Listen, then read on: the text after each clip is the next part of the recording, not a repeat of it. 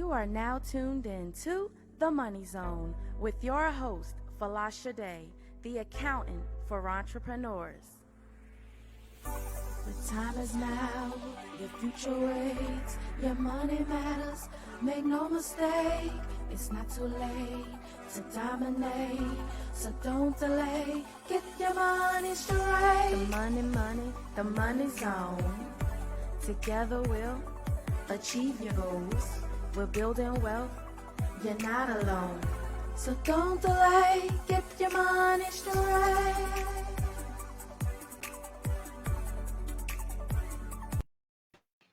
Hey guys, welcome. It's your girl Folasade, the accountability accountant, guys. I am so excited to be here with you guys on this amazing Tuesday.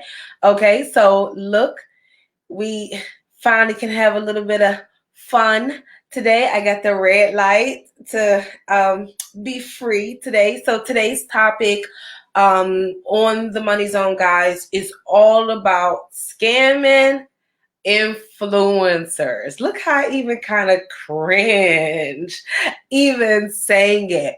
Scamming influencers. So if you're an entrepreneur, you know how we always do things. We're not going to just talk about the juice and the gossip. We're going to put this in context. How to prevent you and your business being classified as a scamming influencer and so forth. So we're going to spin everything that's going on with these influencers today, and we're going to talk about the juice. So guys, if you're new to the Money Zone, you may want to grab your pen, you want to grab your paper so you can take some notes throughout the show. I ask you guys, if you're watching this on any platform, please go and like the video because you know it gives you higher rankings and everything else, and then comment.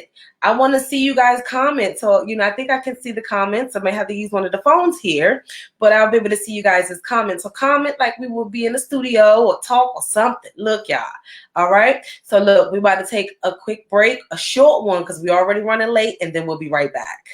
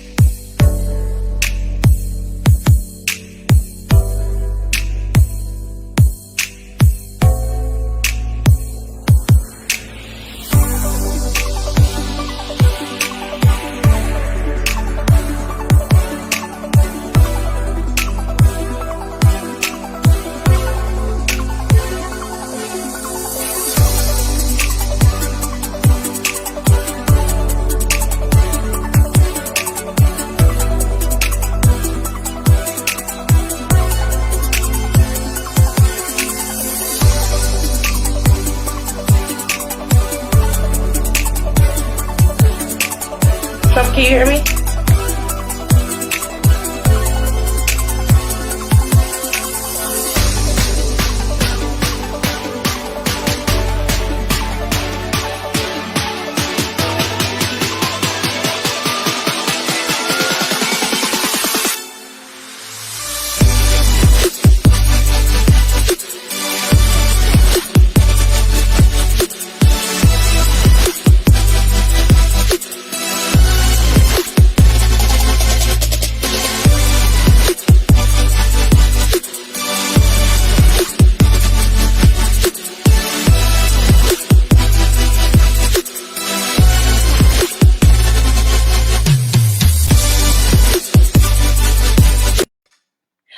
Hey guys, welcome back.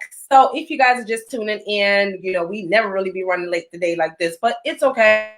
We about to fit it all in this last little 30-something minutes. But tonight, guys, we're talking about scamming social media influencers and how to prevent yourself from becoming and being classified as a scamming influencer. So we're going to take this negative issues with these influencers that we're going to talk about today and look at this as a learning experience for all of us, okay? So if you guys are watching on Instagram, you may not be able to see my screen unless you guys go to ripradionetwork.com. And if you guys are on any other platform outside of where you can visually see me, you may not be able to see my screen.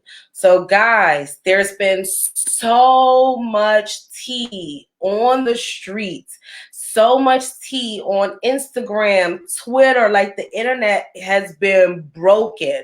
Since the Black Lives Matter movement, guys, ended, well, it hasn't ended per se, but it died down. Since the Black Lives Matter movement died down, right? I don't know what's going on. Now what's happening is that everybody that have deceived individuals over years and years of time are now being exposed and being classified as scammers. And those individuals that are on the hot seat right now is Dana Chanel and Prince Donnell, her and her husband, and also Jay Morrison. Jay Morrison and his wife, Ernestine Morrison, are also in the limelight right now and being classified as scammers. Okay. So let me give you guys the juice so you know, let's really be honest. Let's really be honest here right now. I've been watching what's been going down. I've been reading all the posts. I've been seeing what's happening, and I am very, very, very much honestly alarmed. One, I'm not going to say it's true or false because I'm not one of her clients. Okay, so I cannot say that the allegations are true or false. So I'm not going to go into that. But there is just so much out there. And if you guys were to just take a minute and go to Instagram and go and find they changed their name to the scammer graveyard, you will end up seeing it. I'm going to show you a little bit about what's happening. So let me give you the backstory. So I don't know when it all started, but come to find out, Lipstick Alley ended up posting in 2017 that they thought that Dana Chanel was a scammer. Okay, in 2017, they thought that she was a scammer. No one paid attention to it. Okay, no one paid attention to it. It got, I think they said that I'll show you guys the video. So one of the persons said that he ended up blasting them off. It got a little bit of traction, and then all of a sudden, guess what? No one else paid attention for the story, paid attention to them scamming and stuff. So now fast forward till what, 3-4 weeks ago. Remember last week's show or the week before, I think I talked about it briefly, but I didn't mention who I was referring to. I didn't mention Dana Chanel and her husband or Jay Morrison that's been out there. But word on the street is that they're really scamming people. And what people are saying, I'm going to give you guys a screenshot of it. people are saying that, you know, she didn't deliver the product. Okay, they didn't deliver the product. I'm just trying to figure out the best. Let me just share my screen so you guys can just see all of the content that I should have actually have already plucked out. But let me be really honest with you guys. My team just gave me the go ahead, the red light to even talk about it. Okay, so like all the little stuff that I've been reading, yeah, I could have compiled it and took notes and everything else, but I wasn't prepared to, you know, kind of put my little investigative hat on for the show per se, you know. And you just chilling and you just watching, that's a different story. So here you go. So I'm going to share my screen really quick. This is one of the Donnell Moore's best friends he grew up with. And he put it out there. So let's see. Girlfriend, shouldn't she want to help you because she cares about you? Why do everything gotta have a fucking contract with it? Loyal to them than he would to me.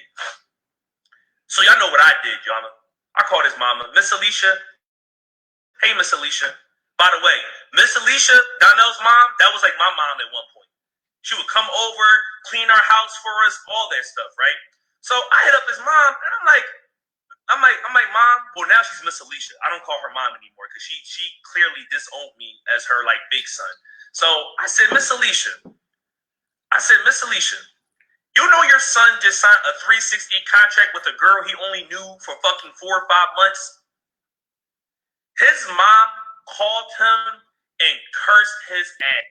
Okay, so long story short about the Philly credit mechanic, he was close friends with Prince Donnell, and he basically is saying that Prince Donnell was not doing credit, didn't have any tax background, wasn't even doing his own taxes, took the credit concept from him and ended up having him do Bill Prince Donnell's credit, and they saw the behind the scenes of it and ended up replicating his business, and he couldn't trust them and everything else. So he is not the first person that actually said that these individuals have replicated their businesses. So it's multiple levels of what the allegations are regarding the scamming between Prince Donnell and Dana Chanel and Prince Donnell.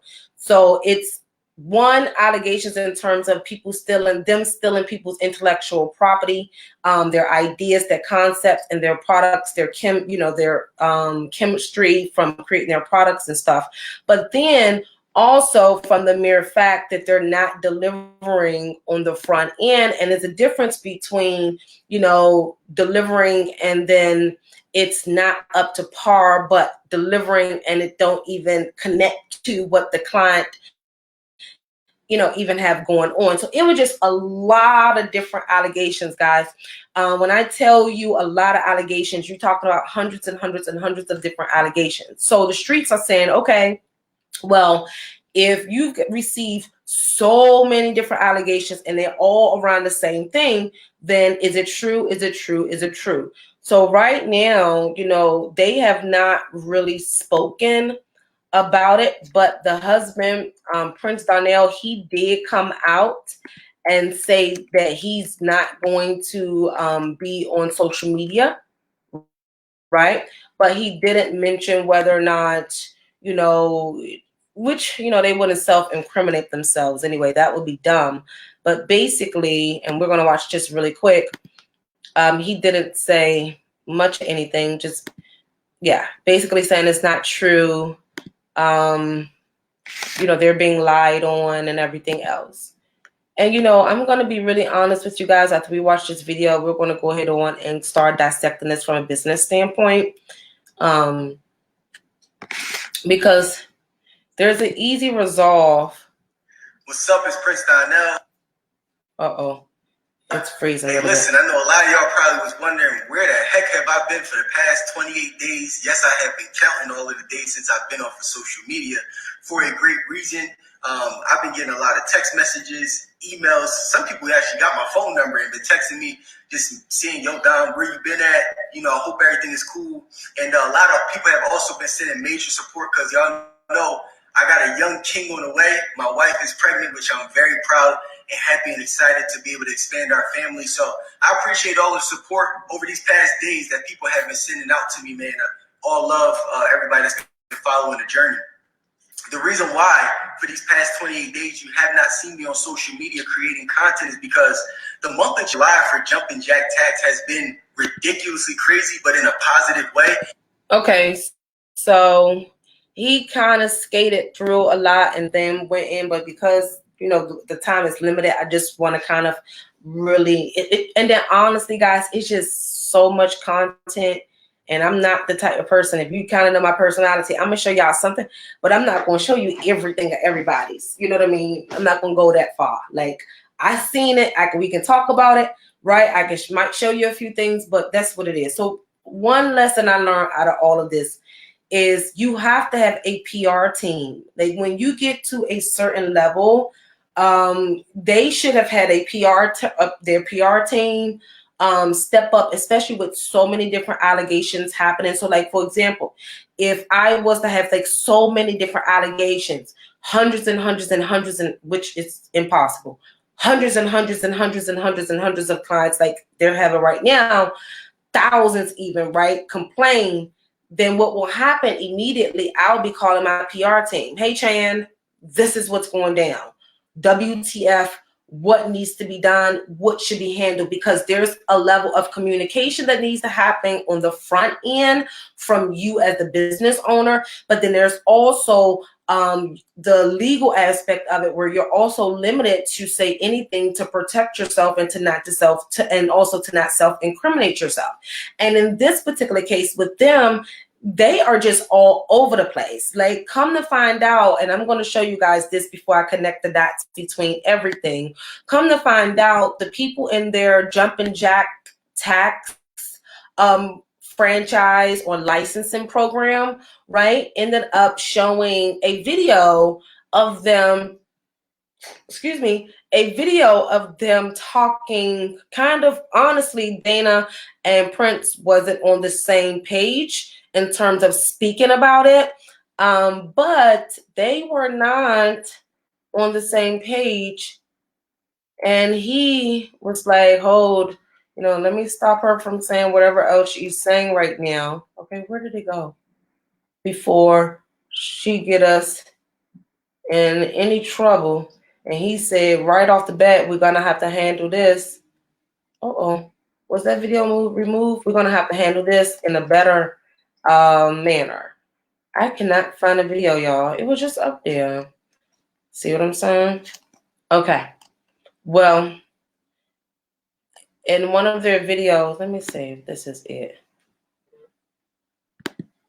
No, that ain't it. So look, I'm not going to even search for the video any longer. So basically, the video was basically her laughing like it was a joke, making it out to not be a big deal. And he looked very uncomfortable, and they weren't on the same page. And he basically cut her off and was like, oh, well, we'll talk about that in a later time in a more professional manner. So basically what's happening is that their customers are complaining, but they're not responding as professionals. They're not responding as professionals. They're not accepting accountability. So let me pause, guys, because I don't know if you guys recall, I am the accountability accountant, guys. And in 2019, December 31st, let me see if I can find this video, my team. It ain't the best, y'all. We trying to get our little video game going on over here. But in 2019, guys, I ended up talking about this. I ended up talking about that 2020 is the year of accountability. I said 2020 was the year of accountability, and that fluff is not going to be accepted any longer. Fluff is not going to be allowed. Now, I don't know how to get this out of my Canva and all of that stuff, y'all. So y'all may have to watch it. Let me see. Let's see if I can get it out of there. Y'all may have to watch it inside of my Canva. because I didn't even think, honestly, to even add this video inside of today's talk, but we're here. I think this is it, right? Can I even find all the videos? Let's see. Because I was not expecting to show you guys this video, but the reason why is because 2020 is the year of accountability. Like, even with me, I'm holding my team accountable. I'm holding myself accountable. Like, this has been a very, very, very tough year, but it's the year that we all get, it allows us to get closer to excellence. So, like, if you get a client complaint, all you have to do now is implement a better system or a better process, you understand, to, to be able to handle the client complaints rather than, running all you do as a business person. So in their particular situations is that every time you guys, and this is tip number one for all my business owners, write this down. When you receive complaints from clients, it means you may need to incorporate an additional system or an additional process. Okay. So you may have to add on some more, another team member. You may have to create some better automations. You may need to create videos. It's always room to get better. And every time you become bigger and bigger and you grow and you're expanding, right, you have to incorporate better processes and better systems. Okay. And that's one of the issues, guys. I can't even find the video. I don't know what they did with the video. And I just told them to organize my stuff a lot better, my box, my everything. So another thing, when you guys have a team, they have to be completely organized. See, I can't even get the video that I want to show you guys, which I should have been able to search accountability, right, in my system. Okay, here it go. And it should come right on up. But it looked like, all right. 2020 is the year. All right, wait. All right, found the video. See? I just didn't scroll down any further. So I'm about to show you guys the video because I said 2020 is the year of accountability. That's it. Uh-oh. Year that everything. How do you even? Oh, Lord. Look, y'all, I'm having major technical difficulties today, but impacts your bottom line. And as the accountability accountant, I've seen it. I've seen when clients are not, number one, transparent and honest how it impacts their bottom line. I've seen when clients aren't operating in their greatness and accepting responsibility, how it impacts their bottom line. Okay, so that must not be the whole video. So someone on Instagram said, it's very distracting watching you. Well, come to ripradionetwork.com because I have to move my cell phone that's right here. So I have my screen here, the laptop, and just for you guys, entertainment purposes, to get the behind the scenes, right? Remember, you guys are behind the scenes of the show. This is what's happening. So my apologies to anyone if it's distracting. But the point of the matter is this. Anytime you get a client complaint, it's not an issue for you guys to run. It is an opportunity for you to implement better processes, better, customer service, and incorporate maybe checklists and videos and everything else. Okay. Another thing, when you guys get to a certain level in business, you have to have a communications team. Your communications team is like your PR team, okay? Someone that can write eloquently for you, very professional for you, and that can exhibit verbally and in paper, written. Right word, it's another word for it, right? Okay, for you, right? But in this case, they haven't responded. So it just looks extremely bad. So number one thing, if you guys ever get in the situation when a lot, now 1, 2, 3, 4, 5, even let's say 20 bad complaints, that's not bad, because a small business has to learn from their mistakes. And see, many of you consumers don't understand this, and you rate small businesses so bad. I'm not saying that that's the case with them, okay? I'm not saying that's the case with them. But the average small business owner, your 1 mistake client, that 2 mistake client, that 3, those are your opportunities to incorporate your processes and systems, hire people, make the process better, right? Okay. That's when you get better. The bigger and bigger you get, you should have already implemented. See, this is why I've always told you guys, stop trying to rush to get to millions, because that in between, and I'm telling all of my clients that have not gotten to that point yet, that is trickling at the 100 and something thousand, 200 and something thousand mark, that when you get to that 500 and that $1 million, your systems have to build upon. Guys, my systems are driving me nuts. Like, we just hired another CPA to work in my firm, because as I'm building and acquiring new and more clients, right, I have to have enough team members and enough bandwidth and enough everything in-house to be able to perform. And yes, you're going to make mistakes. That's inevitable. Don't be scared of mistakes. Just try to always correct them to the best of your ability. But you guys cannot run from the mistakes. You have to be honest and say, hey, I screwed up. Let me fix this. Hey, my team screwed up, but I'm going to resolve this. Hey, I found out this, but this is what's going to happen. Okay, yes, you wasn't satisfied, but I'm going to work this out. Like this year, okay, let me give you guys an example. I had a new client. She misheard me and thought that I said an amended tax return was $100. I don't even touch anybody's tax returns for $100, okay? So first of all, her fee should have been $675, not $100. So let's be clear, right? So automatically, when I knew I got myself into that situation and she was first confused, I should have declined the engagement right then and there, right?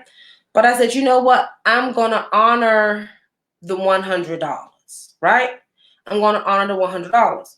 What I forgot was that we're in the midst of tax season, an extended tax season. Okay, things are crazy. We're doing loans, paperwork. It was just a mess. So guess what? I finished the amended return, but I have not been able to get her state part of the amended return balance, right? So I haven't finished it yet.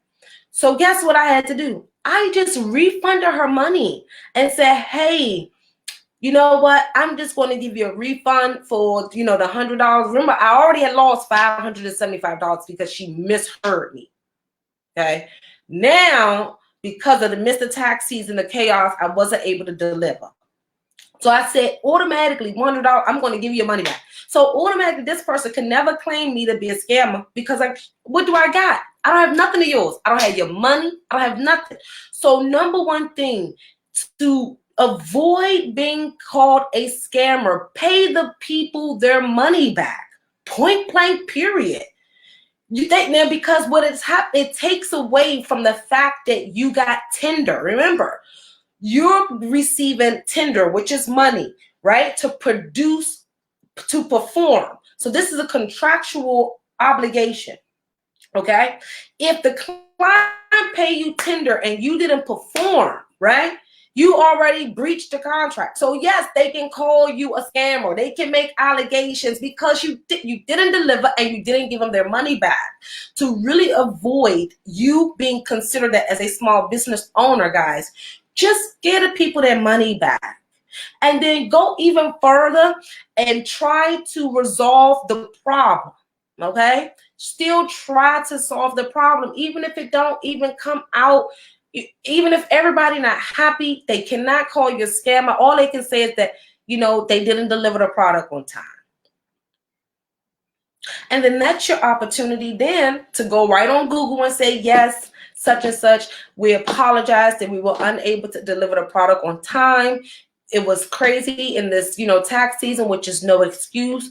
At our company, we try our best to deliver to the best of our ability. And this is why we also refunded you your money. So this is your opportunity so you can see, so other people can see, and for you to kind of show what you did positively about it as well. Because if you show that you gave a refund and you still deliver the product, then for real, the person shouldn't even be giving you a review on Google talk about you didn't deliver, because you delivered and you gave them their money back. Regardless of the miscommunication, the problem came in. If you deliver and you gave them their money back, they shouldn't even put no bad review out there. But that's not what the people are saying with Dana Chanel and Prince Donnell. Okay, the people are saying they got screwed up apps that didn't even have their content in there. The people are overcharging, overbilling, everything. Okay. And honestly, the last thing you want is for people to ever say that you're overbilling or overcharging. Well, not even overcharging, because whatever you charge is really what you charge. So number 3, your price is your price. I don't care if you charge $3,000 for this box. If that's your price for this box, that's the price for this box. Point blank, period. Now, nobody can say that you're a scammer because your price is high. If they can't afford it, they can't afford it. Go somewhere else. Or if they don't think it's worth it, then that's fine. You understand? Everybody value things differently. But that's not what's happening here. What's happening is the people are saying they're paying for that, right? But they're not getting their product with their contents and, everything in place and, done the way it was supposed to. And they're also being overcharged. So they're being overcharged in the sense of not it being too high in terms of in terms of affordability. No, but in terms of maybe double billing, in terms of getting money out earlier than the contract. It was just random different things that a lot of people were posted, or they said that they had this entrepreneurship boot camp, and due to COVID, they weren't able to attend face-to-face, but they still charged the people the $5,000 or the $4,000 for online Zoom presentation. So the people thought that they was, being scammed in that sense. So guys, their allegations are very wide, very long, and it's trickling from every respect of the business. But from a business standpoint, remember, we're going to always, every time we talk about anything on any of my platforms, regardless if I laugh and key and, joke and stuff, we're going to now look at this from a business perspective. Remember, I said you get someone to communicate for you, rather your PR team, okay? Number 2, if you're getting this many client complaints, you got to step up. You got to step up. You got to step up. You got to step up. So like now, let me use and I always use my company as an example so you guys can grow with me as I'm making mistakes. See, because my goal is for me to make mistakes and for you to avoid them, okay? Because I don't want you guys to make the same mistakes I make, right? So one of my clients, since we deal with bookkeeping, and there's a certain way that I want to do bookkeeping, so it's hard when you're creating systems per client, per everything. So one of my bookkeepers is struggling on one of my accounts, and my client is getting frustrated. So I told my team, I said, you know what? I'm going to just have to just go in, and I'm just going to have to do all the bookkeeping for that client. Okay, my new CPA, they're going to end up doing it, taking over once I get it caught up, get the client caught up. But that my bookkeeper just seemed like he's just not, able to handle it. So now what does that mean? I have to resolve the issue. And I keep telling my team that I resolve the problems. As the CEO, guys, it's our job. We solve the problems. We resolve the problems. If we're running from the problems, then guess what? We're not being the CEO. You can't say you're the boss and you're running from the problems. The first thing is you got to get off the phone and you got to figure out what the hell is going on. First of all, if you already got systems, if you already got processes, you've already been through everything, you've already outlined everything your team's supposed to be doing, and they're not doing it, then you need to say, what the hell is going on, and then we need to figure it out. But as a CEO, we can't run from it. As big of a problem it is, this is what we signed up for. So one of the biggest mistakes, and what I don't want any of you guys to do, is to run from your mistakes. Own up to it. 2020 is the year of accountability, because we are destined to become better and get closer and closer to excellence, okay?